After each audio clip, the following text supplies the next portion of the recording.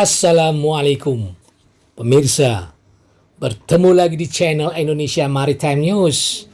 Kali ini kami sajikan kinerja TPK Koja tahun 2023 dengan pencapaian gemilang dan peningkatan target laba tahun 2024 yang meningkat. Berbagai terobosan dilakukan korporasi untuk mencapai target tersebut. Apa saja mereka lakukan? Yuk kita simak penjelasan General Manager TPK Koja, Indra Hidayatsan. Dibanding tahun lalu kita mendapatkan 1.548 miliar 391 juta. Tahun ini tercapai 1.622 miliar 335 juta. Tapi masih di bawah anggaran. Anggaran ini sih 1.640 miliar 246 juta. Tahun lalu kita mendapatkan 1.548 miliar 391 juta. Tahun ini tercapai 1.622 miliar 335 juta. Tapi masih di bawah anggaran. Anggaran ini sih 1.640 miliar 246 juta. Beban itu berarti biaya, ya. Alhamdulillahnya itu memang ada kenaikan dibanding tahun lalu, tapi masih di bawah yang dianggarkan. Next. Ini EBITDA kita ini sejalan dengan pendapatan tadi. Dibanding tahun lalu naik, tapi masih di bawah anggaran. Nah, EBITDA-nya sejalan dengan laba, ya, sejalan dengan laba bersihnya, bahwa dibanding tahun lalu kita ada kenaikan, tapi sedikit di bawah yang dianggarkan, ya. Harapannya di tahun 2024 targetnya itu lebih tinggi lagi dibanding 2023, ya, yang ditargetkan. Harapannya kalau kemarin kita sudah hampir menyentuh 1 juta, mudah-mudahan walaupun tidak ditargetkan 1 juta, tahun 2024 kita bisa mencapai 1 juta. Sebagai gambaran, pada bulan Januari kemarin saja kita sudah lebih dari 80.000 TEUs. Sudah lebih dari 80.000 TEUs yang kita lakukan bongkar muatnya. Dengan perolehan laba bersih itu 35 miliar rupiah. Dan di bulan Februari ini sendiri itu diprediksikan sedikit turun, ya, tapi masih tetap di atas anggaran. Ya. Nah, 2024 ditargetkan lebih lagi nih, pendapatan usahanya ditargetkan 1.659 miliar 812. Beban usahanya boleh naik dikit 1.112. Nanti labanya ditargetkan 228 miliar 528 juta. Laba ini adalah laba bersih. Next. Target kinerja kapal yang dilayani 454 di tahun 2024 dan throughputnya 949.050 TEUs. 1.659 miliar 812. Beban usahanya boleh naik dikit 1.112. Nanti labanya ditargetkan 228 miliar 528 juta. Laba ini adalah laba bersih. Next. Target kinerja kapal yang dilayani 454 di tahun 2024 dan throughputnya 949.050 TEUs.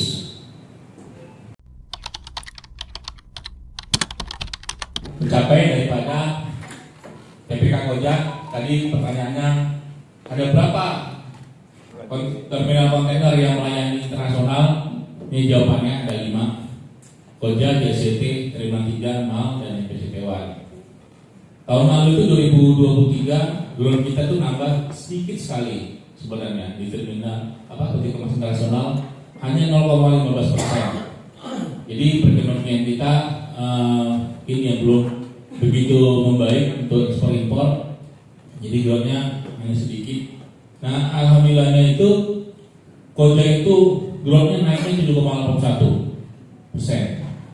Jadi tahun lalu throughput kami 896.132, tahun ini tercapai 966.100. Ini kinerjanya kami, ya jadi di tahun 2022 itu Pius 896, boxnya 588.000. Alhamdulillah ya, kita ini realisasinya baik secara NKA maupun realisasi tahun lalu kita membaik ya. Jadi kenapa kita harus melakukan hub? Jadi sebenarnya tujuannya untuk hub ini sebenarnya adalah untuk kita mencoba mendapatkan masyarakat, utamanya customer, bisa dapat kredit yang rendah. Jadi diharapkan kapal-kapal yang besar akan datang ke Jakarta. Sebenarnya saat ini juga kita kapal-kapal besar kita yang datang ke Jakarta langsung adalah yang ke Cina, ke Korea, ataupun Jepang. Ke Jepang juga datang sini, tapi sebagian ada yang transit di Taiwan ataupun seperti Evergreen, ataupun juga transit di Korea seperti yang pelayaran Korea. Jadi utamanya sebenarnya kenapa kita harus mengadakan hotpot ini sebenarnya ya untuk masyarakat. Nah, MRO sendiri dengan kapal-kapal yang besar-besar yang bisa masuk ke Jakarta itu akan mendapatkan optimas. Jadi biaya per slotnya juga akan murah. Nah, kemudian bagaimana Jakarta bisa melakukan sebagai hotpot? Kita akan mengonekkan pelabuhan-pelabuhan kecil. Nah, pelabuhan kecil yang mana aja yang kita akan konekin? Sekilas, kalau seperti saya bilang Sumatera sudah susah, udah agak susah. Mungkin Palembang mungkin masih bisa ditarik ke sini hanya untuk tujuan ke timur. Yang bisa mestinya kayak Pontianak, tapi Pontianak sendiri juga susah juga. Nah, yang lebih bisa lagi adalah yang dari Banjarmasin, yang dari Balikpapan, Samarinda, kemudian juga Makassar ditarik ke Jakarta. Cuman Makassar sekarang juga sudah ada lagi dari pelayaran yang dari Cina, yang dari Pol juga, itu juga akan ada problem lagi tersendiri gitu. Nah, kemudian secara umum, secara khususnya Koja ataupun yang kayak JSCT juga sebagai hubpot infrastruktur sudah memungkinkan gerak dalam, kemudian juga kapal besar bisa call. Nah, ini kemudian bagaimana supaya kita tidak Jakarta bisa menjadi hubpot, kita mengharapkan ya jangan kargo-kargo yang ada di pelabuhan-pelabuhan kecil itu jangan masuk ke Singapura. PT Tanjung Pelepas ya itu, Tanjung Pelepas, kemudian juga Portland. Jadi di masa yang lalu waktu Pelindo yang masih terpisah-pisah itu juga memang banyak kebijakan-kebijakan tarif. Kayak Surabaya mungkin lebih bangga, Pelindo 3 lebih bangga dia kapal langsung ke Singapura. Kalau mau ngidupin ke Jakarta, dia pikir kenapa harus begitu? Karena tarifnya juga mungkin lebih baik saya dapat tarif US dollar full. Ngapain saya harus dapat tarif murah gitu? Kalau ke Jakarta kan jadi saya harus turun sedikit tarifnya. Jadi ada hambatan lain. Tapi sekarang kan Pelindo sudah jadi satu semua, mungkin sudah bisa lepas dari pemikiran itu. Sudah kita jalankan di TPK Koja, alhamdulillah. Ini sebenarnya kolaborasi antara TPK Koja juga dengan anak perusahaan Pelindo yang lain, itu PT ABC TPK dan PT MTI, sehingga muatan-muatan yang tadinya itu mereka itu langsung ke luar negeri ya, tapi itu masih jadi feeder bisa dipindah ke sini. Nah, dari terminal domestik yang ada di Priuk lalu dibawa dengan truk dari MTI ke TPK Koja untuk dimuat ke kapal, langsung ke kapal ocean going. Dalam hal ini banyak penghematan yang bisa dilakukan oleh para pemilik pelayaran, dan ujung-ujungnya adalah untuk menurunkan biaya pengiriman, biaya logistik dari para eksportir Indonesia. Dan kami juga sampaikan bahwa saat ini kami sudah selesai melakukan trial test untuk pemasukan barang peti kemas non NPE ke TPK Koja ya, dan sudah berlangsung mulai dari penerimaan peti kemas tersebut yang masuk ke TPK Koja tanpa NPE, nota pemberitahuan ekspor. Kemudian dia muncul nota pemberitahuan ekspor sampai kontainer tersebut dimuat ke kapal dan berangkat meninggalkan Indonesia. Nah, dengan hal ini maka para eksportir, ya, khususnya dalam hal ini kita bekerjasama sebagai pionir adalah PT Toyota Motor Manufacturing Indonesia. Dia adalah eksportir Indonesia untuk produksi mobil, di mana di beberapa negara itu mereka tidak menerima mobil dalam bentuk CBU, tapi dalam bentuk CKD. Nah, bentuk CKD itu dimasukkan ke dalam kontainer. Nah, ini kita support sehingga mereka bisa masukkan barang langsung setelah pengemasan barang-barang CKD itu ke dalam satu peti kemas tanpa NPE bisa langsung masuk ke TPK Koja. Nah, harapannya sih kalau untuk dalam TPK Koja ini akan menarik muatan-muatan dari perusahaan-perusahaan tersebut nanti yang menggunakan fasilitas ini dari terminal lain. Namun secara lebih luasnya ini membantu eksportir kita, dalam hal ini Toyota, dan kita akan kembangkan kepada yang lain seperti Daihatsu, Astra Daihatsu Motor, dan para eksportir-eksportir lain yang bisa memenuhi persyaratan yang sudah ditetapkan oleh stakeholder, ya, dalam hal ini Bea Cukai. Nah, lebih luasnya lagi secara nasional ini akan mendorong semakin mudahnya ekspor dari Indonesia, semakin menekan biaya ekspor, ya, menekan biaya logistik karena mengurangi inventory para eksportir tersebut.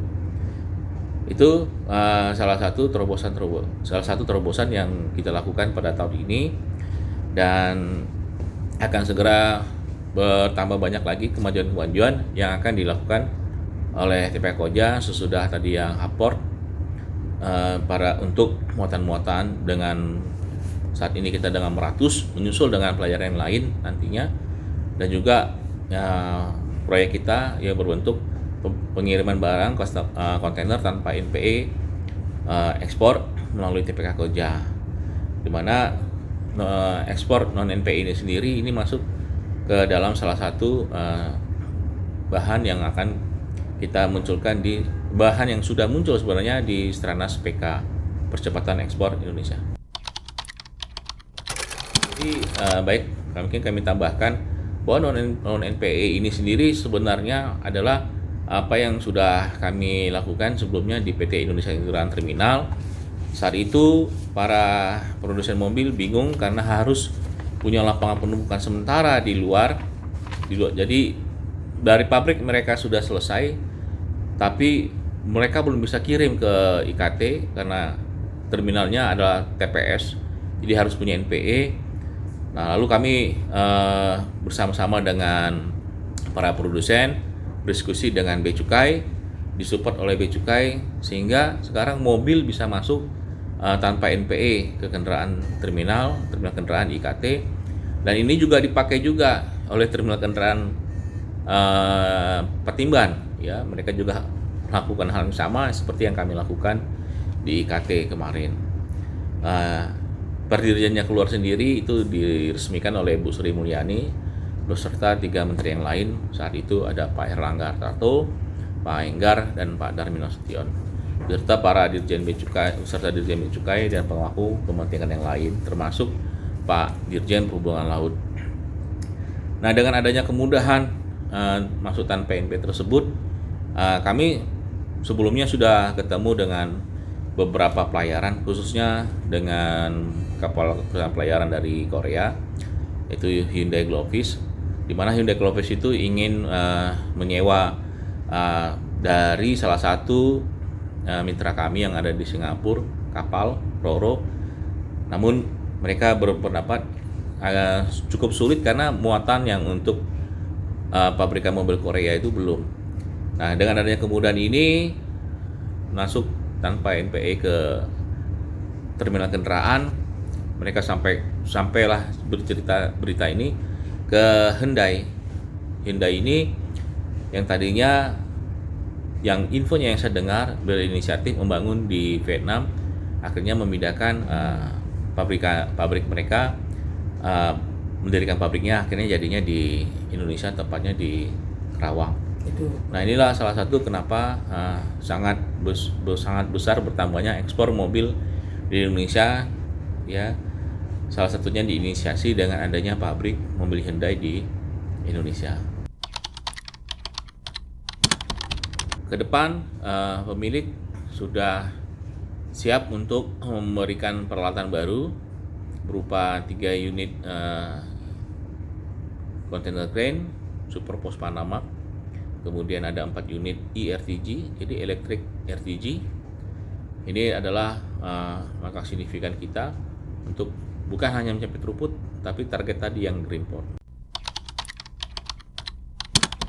Ini kita diberkahi dan diberi kelancaran, dipandu oleh Bapak M. Jul Haramain. Kami persilakan. Bapak-bapak, Ibu, kita berdoa agar acara apa yang akan kita lakukan 2 hari ini dapat bermanfaat buat kita semua. Bagi yang muslim akan saya pimpin, dimohon yang lainnya menyesuaikan. Al-Fatihah.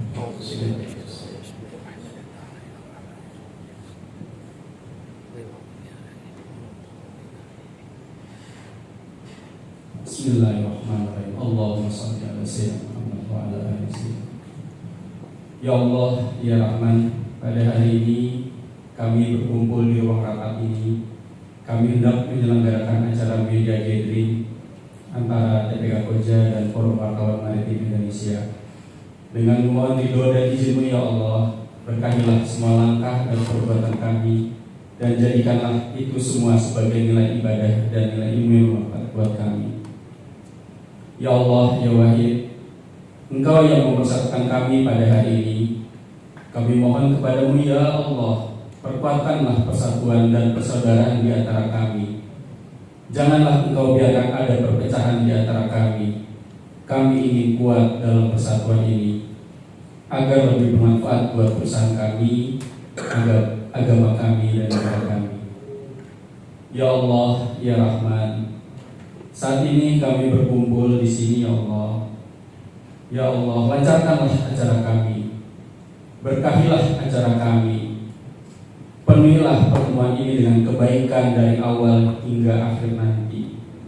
Ya Allah, bukalah pikiran kami, lenturkanlah lidah kami, dan bimbinglah kami dengan hidayah-Mu. Berkahilah kami selalu dengan takdir-Mu, dan jadikanlah hati kami selalu ridho dengan pemberian-Mu. Dan semoga hasil dari media gathering ini dapat memperkuat tali silaturahmi antara Terminal Peti Kemas Koja dan Port Indonesia. Ya Allah, ya Ghafur, Engkau yang Maha Pengampun atas segala dosa kami. Ampunilah dosa kami ya Allah, dosa orang tua kami, dosa para pemimpin kami, dan dosa para pendahulu kami. Tepatkanlah kami dan mereka dalam lindungan rahmat dan ampunan-Mu ya Allah. Ya Allah, ya Mujib, Engkaulah yang mengabulkan doa. Perkenanlah doa dan permohonan kami. Rabbana atina fid dunya hasanah wa fil akhirati hasanah wa qina azabannar. Walhamdulillah. Media gathering ini tujuannya adalah memperkuat tali silaturahmi antara TPK Koja dan Forum Wartawan Maritim Indonesia. Maka kalau kita lihat duduknya kita setting supaya tiap TPK Koja itu ada di mana-mana ya. Kalau nggak salah di sini nggak ada TPK Koja. Di mana, Pak? Ada tapi nggak datang.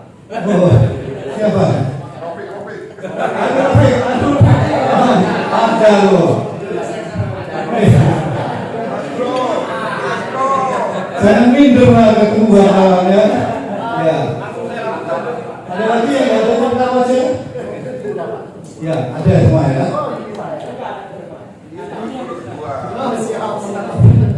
Ya.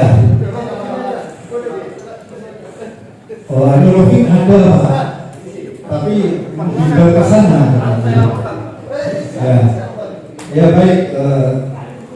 Ya acara ini ada berkat dukungan dari semuanya, lebih Pak Indra sebagai General Manager yang mendorong supaya ada media gathering ya, di mana teman-teman wartawan kita undang ke PNLI, ke tempat yang sejuk ya, supaya kita bisa santai gitu ya, sejenak meninggalkan keramaian di ibu kota, kita bisa silaturahmi dengan kondisi yang yang enak gitu. Ya, terima kasih buat mungkin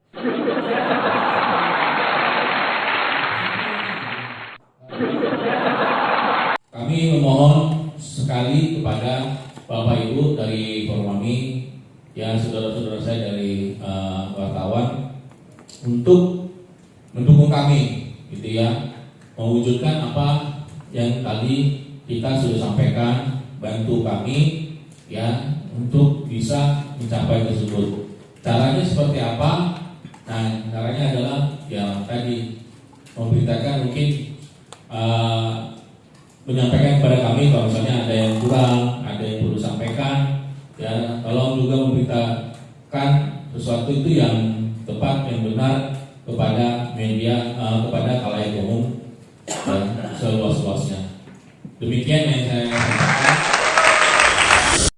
Pemirsa, berbagai terobosan dilakukan TPK Koja mencapai target laba 2024. Di antaranya mendorong konektivitas pelabuhan kecil, hub port dan terminal internasional sebagai pelepas ekspor Indonesia, sehingga ongkos logistik lebih murah dan kapal-kapal besar pun datang ke TPK Koja. Itu artinya throughput meningkat. Mereka berkolaborasi dengan anak cicit PT Pelindo lainnya bersama meningkatkan kinerja. Kemudian membeli berbagai peralatan baru dan menggandeng pelayaran agar membawa dan membongkar muatan di TPK Koja. Agar publik tahu kinerja mereka dan keberhasilan yang dicapai, TPK Koja mengundang pewarta pada acara media gathering agar publikasi positif terus mengalir, membantu mewujudkan harapan mereka. Saya M. Arifin Mukendar, sampai bertemu pada channel Indonesia Maritime News berikutnya. Wassalam.